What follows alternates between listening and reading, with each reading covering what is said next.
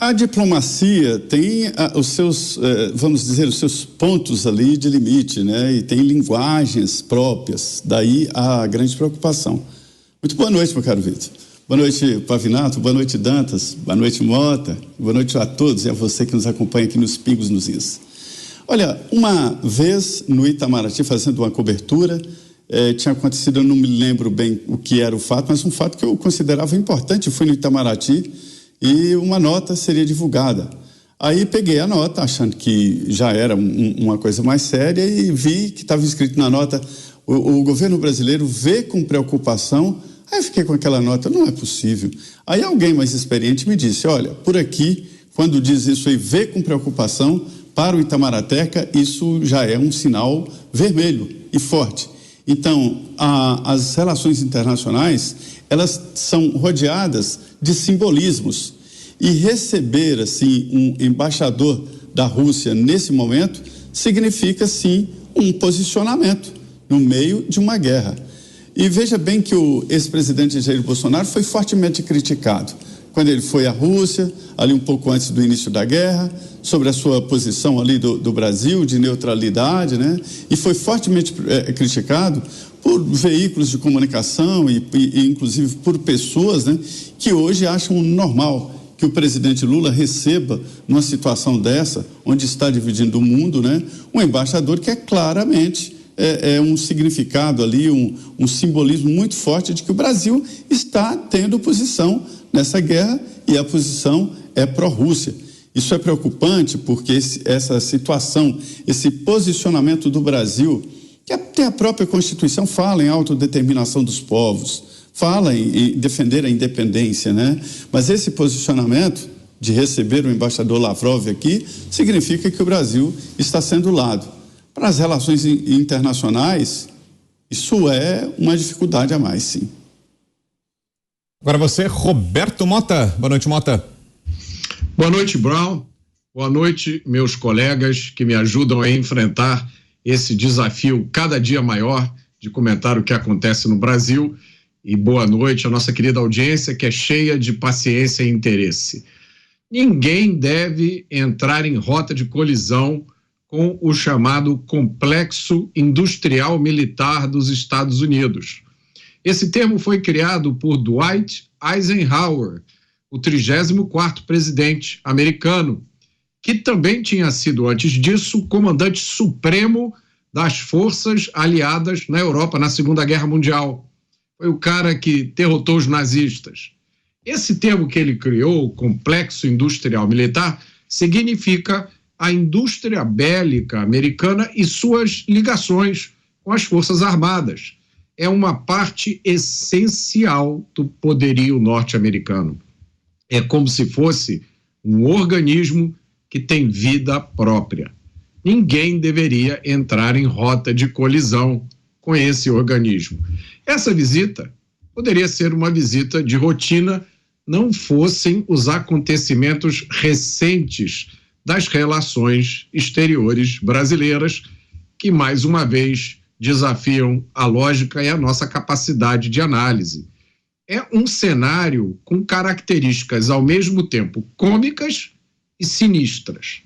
Cômicas porque são tentativas atrapalhadas de assumir um protagonismo para o qual é necessário maturidade, entendimento do que acontece no mundo e principalmente uma posição de autoridade de poder.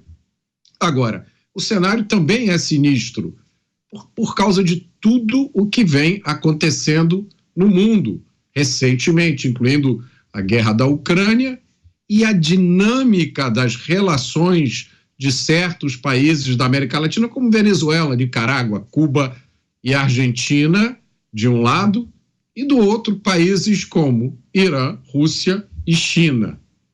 Alguns dos documentos que acabaram de vazar do Pentágono são documentos secretos que foram vazados. O responsável pelo vazamento já foi identificado, parece que já está preso, mas alguns desses documentos revelam uma grande preocupação norte-americana com a influência russa e chinesa na América Latina. Inclusive, vejam só, um dos documentos menciona especificamente o apoio russo a um esforço brasileiro para estabelecer um grupo de países supostamente imparciais para negociar o fim da guerra na Ucrânia. E você, Tiago Pavinato, explica pra gente, para ver esses movimentos todos, Lula dizendo que a Ucrânia também é culpada pela guerra, hoje a visita do chanceler russo, como é que é, Pavê? Boa noite. A profecia do compadre Washington, né? Vem do Oriente para mexer com a gente, vem quebrar gostoso aqui no Ocidente. É isso que está acontecendo em última análise, porque, veja bem, tem uma frase da sabedoria rabínica que diz: em situações de barbaridade, silenciar é condenar a vítima. E tem outro trecho também da Divina Comédia do Dante Alighieri, que diz que aqueles que se omitem em momentos sombrios têm um lugar especialmente quente reservado a eles no inferno. Acho que é um dos círculos mais quentes do inferno. E veja, nós temos aqui um presidente que já disse que não se mete nas relações da Venezuela, com o povo sendo abusado, uma crise humanitária danada, Cuba, Nicarágua, porque ele não se mete na relação dos outros países. Não se mete. Ele, apesar de não se meter, na China, fechou com a China e disse: revoltas de Taiwan, taiwaneses que protestam contra o governo chinês têm mais é que levar chumbo. Ora, o que ele diz desta guerra da Ucrânia com a Rússia, ou melhor, da Rússia com a Ucrânia, dizendo que a Ucrânia também tem parte, porque é uma coisa assim, quando um não quer, dois não brigam. Essa frase é tão esdrúxula que ele poderia ter dito, equivale àquela frase, né? Ela foi abusada sexualmente porque ela estava de minissaia. E a minissaia, no caso, é a Crimeia. E ela só tem hematoma porque ela reagiu. Trocando em miúdos, Lula disse isso, que diziam os machistas, misóginos, patriarcais, sobre a mulher que saía na rua de minissaia, foi abusada porque ela provocou o homem. E ela tem hematoma porque ela reagiu. É isso que Lula quer dizer, quando ele diz que a Ucrânia também é responsável por isso. Aí eu me pergunto se esse envolvimento que ele demonstrou com a China e está cada vez mais demonstrando também com a Rússia, um envolvimento com um país, no caso da China, que não respeita direitos trabalhistas, que não respeita direitos humanos, que não é uma democracia, que nós dependemos porque nós somos vendedores, nós precisamos vender, nós somos um país com muita pobreza, se não vende, não come, precisa ter um relacionamento, precisa. A lingerie precisa ir para o chão, precisa.